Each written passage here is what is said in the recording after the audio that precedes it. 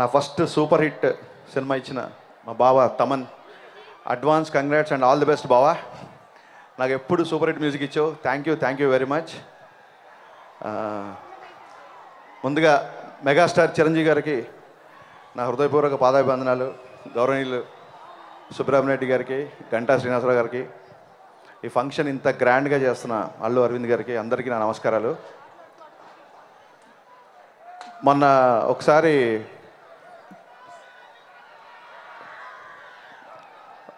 బన్నీతో ఒక గంట మాట్లాడితే ఆ గంట సేపు సినిమా గురించే మాట్లాడతాడు.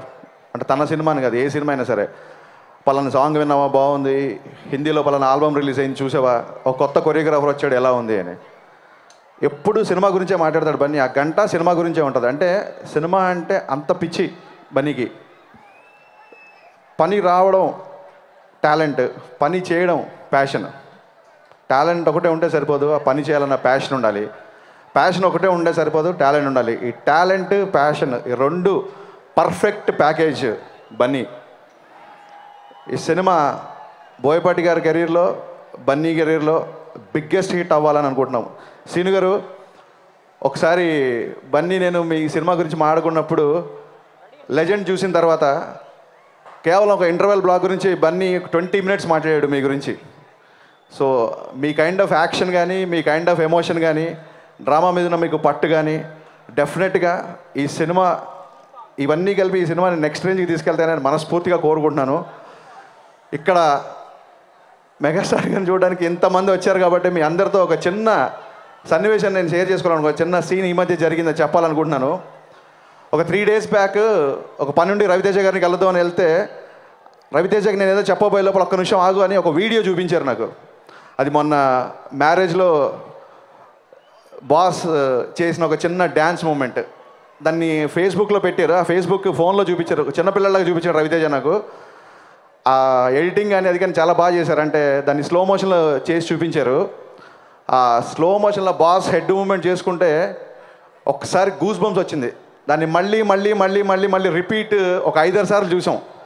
అంటే సామాన్య ప్రేక్షకుడి ప్రతి ఒక్కడికి బాస్ మళ్ళీ డ్యాన్స్ చేయాలి, బాస్ సినిమా చూడాలని ఉంటుంది.